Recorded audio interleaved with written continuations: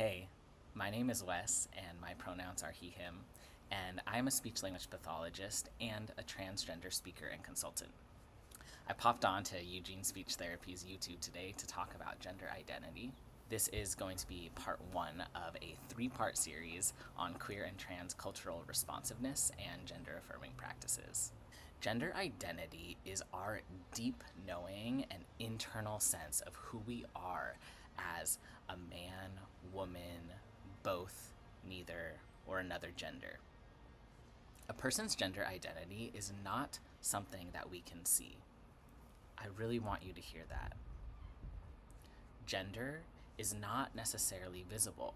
We cannot see gender identity from looking at someone, and we cannot hear a person's gender identity from listening to them, because gender identity is an internal sense of being and knowing. Historically, gender identity has been misunderstood and thought to be the same thing as someone's sex assigned at birth. Our sex and gender are assigned to us at birth based on our anatomy. But our body does not dictate our deep knowing and our internal sense of who we are. I am transgender, which means that my gender identity is different from the gender that I was assigned at birth. I was assigned female at birth, but my gender identity is male. Before hormone replacement therapy, my appearance did not align with my gender identity, and people mistook me for a girl and woman. People made assumptions about my gender and what gendered words they should use about me.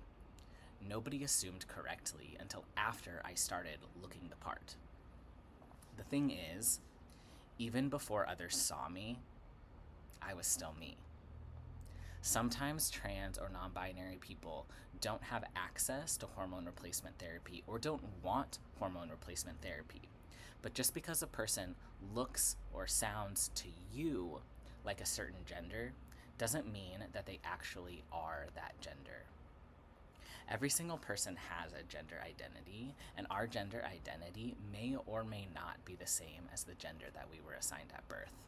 I'm looking forward to seeing you for part two in our three-part series on queer and trans cultural responsiveness and gender affirming practices. Bye.